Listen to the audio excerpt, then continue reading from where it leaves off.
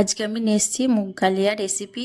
একদম অন্যরকম স্বাদের একটা নিরামিষ রেসিপি, যা গরম ভাত, রুটি, পরোটা, রুটি, লুচি, ফ্রাইড রাইস, এমনকি পোলাওয়ের সাথেও এই রেসিপিটি খেতে পারবেন।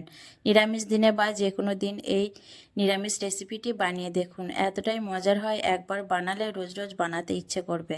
তো আসসালামু আলাইকুম, আসার মিনি কিচেনে সকল বন্ধুদের স্বাগত জানিয়ে শুরু করছি।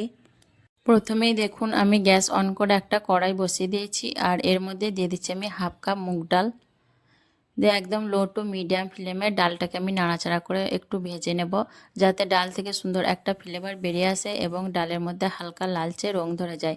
এরকম করে আমি ডালটাকে ভেজে নেব।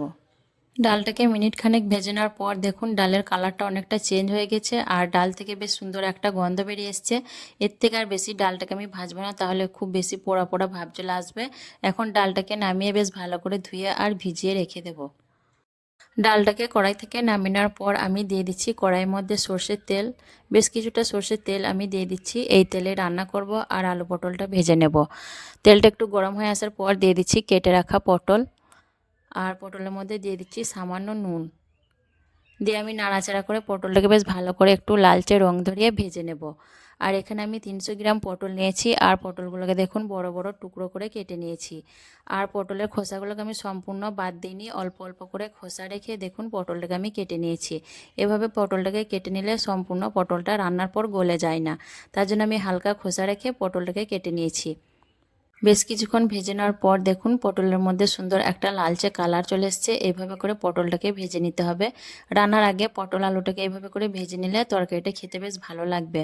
তো এইভাবে দেখুন পটলটাকে ভেজে নেওয়ার পর আমি এখন একে একে করে পটলগুলোকে তুলে নেব। আর পটলগুলোকে অবশ্যই এইভাবে লালচে রং ধরিয়ে ভেজে নিতে হবে।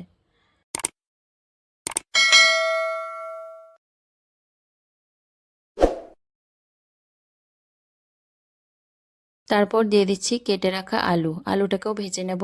আলু দেওয়ার পর দিয়ে দিচ্ছি সামান্য নুন, আর দিয়ে দিচ্ছি সামান্য হলুদের গুঁড়ো। দিয়ে নাড়াচাড়া করে বেশ ভালো করে আলুটাকেও আমি লালচে রং ধরিয়ে ভেজে নেব।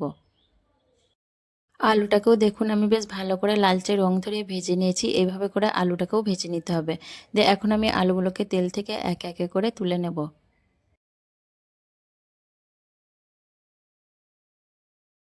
তারপর এই তেলের মধ্যে দিয়ে দিচ্ছি ফোড়নের জন্য একটা তেজপাতা, একটা শুকনো লঙ্কা, এক টুকরো দারচিনি, দুটো এলাচ, দুটো লবঙ্গ, আর ছোটো চামচে 1 চামচ গোটা কাঁচা জিরে। দিয়ে নাড়াচাড়া করে ফোড়নটাকে বেশ ভালো করে আমি একটু ভেজে নেব, যাতে ফোড়ন থেকে সুন্দর একটা ফ্লেভার বেরিয়ে আসে।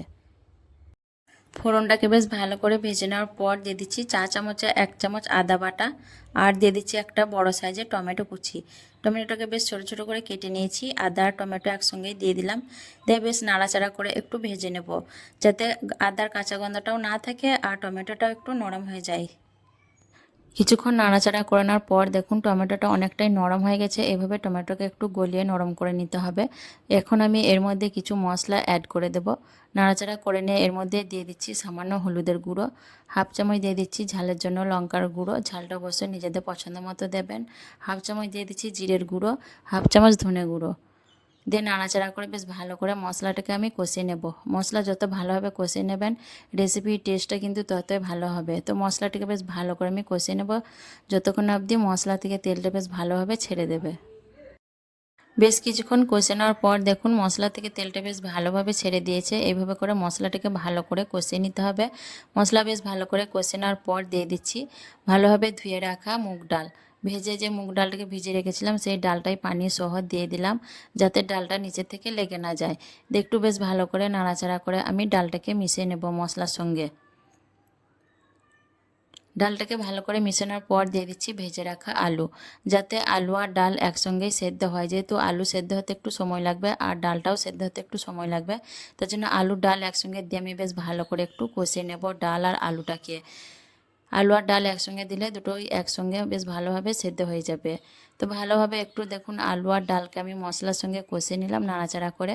আর কষাতে কষাতে এখন এই পর্যায়ে আমি এর মধ্যে দিয়ে দিচ্ছি সামান্য নুন। বেশ ভালো করে নাড়াচাড়া করে আবারও নুনটাকে আমি মিশিয়ে নেব ডাল আর আলুর সঙ্গে। এভাবে করে ডাল আর আলুটাকে একটু ভালো করে কষিয়ে নিতে হবে মশলার সাথে। ভালো করে নাড়াচাড়া করে মিশিয়ে নিয়ে এখন আমি ঢাকা চাপা দিয়ে একদম মিডিয়াম ফ্লেমে 5 মিনিটের মতো হতে দেব। 5 মিনিট পর আমি ঢাকনা খুলে নিচ্ছি, আর 5 মিনিট ঢাকা দিয়ে রান্না করার পর দেখুন পানিটা কিন্তু অনেকটাই কমে গেছে, একদম শুকনো শুকনো হয়ে গেছে। এভাবে একটু ঢাকা দিয়ে রান্না করে নিতে হবে, তাহলে আলু আর ডালটা বেশ তাড়াতাড়ি সেদ্ধ হয়ে যাবে। আর আলু আর ডাল দেখুন বেশ ভালো করে কিন্তু ঢাকা দেওয়ার কারণে কষানোও হয়ে গেছে। এইভাবে করে বেশ ভালো করে আলু আর ডালটাকে কষিয়ে নিতে হবে। আর ডালটা দেখুন বেশ ফুলে উঠেছে, ডালটা কিন্তু সম্পূর্ণ সেদ্ধ হয়নি, আরও সেদ্ধ হবে। আলুটা প্রায় সেদ্ধ হয়ে এসছে, আলুটা আর বেশি সেদ্ধ হতে বাকি নেই। তো বেশ ভালো করে আবার একটু নাড়াচাড়া করে আমি কষিয়ে নিচ্ছি আলু আর ডালটাকে।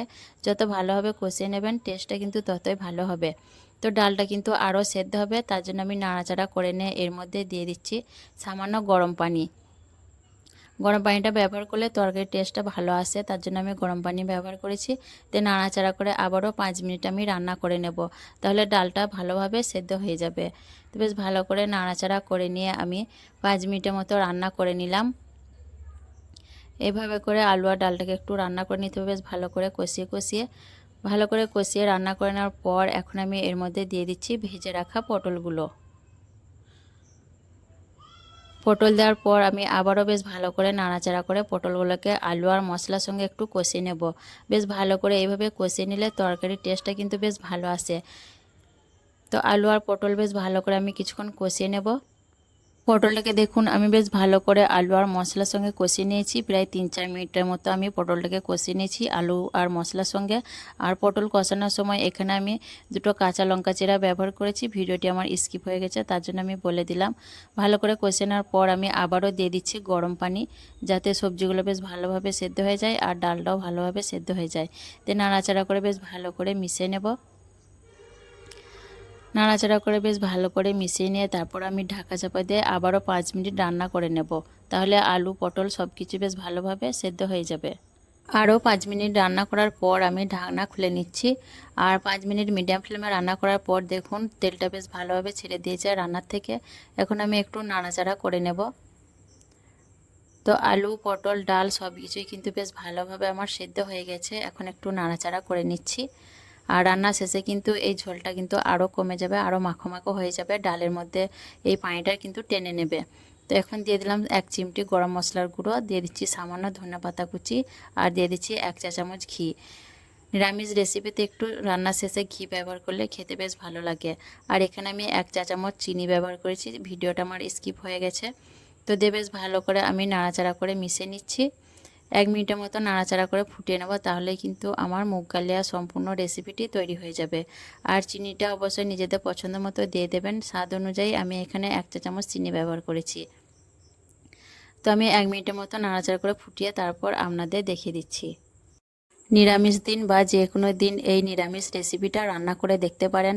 গরম ভাত, রুটি, পরোটা, লুচি, ফ্রাইড রাইস, এমনকি পোলাও ভাতের সঙ্গে খেতে পারবেন। আর খেতে কিন্তু ভীষণ মজার হয়, একবার খেলে কিন্তু বারবার বানাতে ইচ্ছে করবে। ভীষণ টেস্টি হয় এই নিরামিষ রেসিপিটি। তো কেমন লেগেছে অবশ্যই কমেন্টে জানাবেন, ভালো লাগলে লাইক করবেন, শেয়ার করবেন। আর নতুন হয়ে থাকলে আমার চ্যানেলটিকে সাবস্ক্রাইব করে আমার পাশে থাকবেন। আসবো আবারও অন্য কোনো রেসিপি নিয়ে। সকলে ভালো থাকবেন, সুস্থ থাকবেন। আল্লাহ হাফেজ।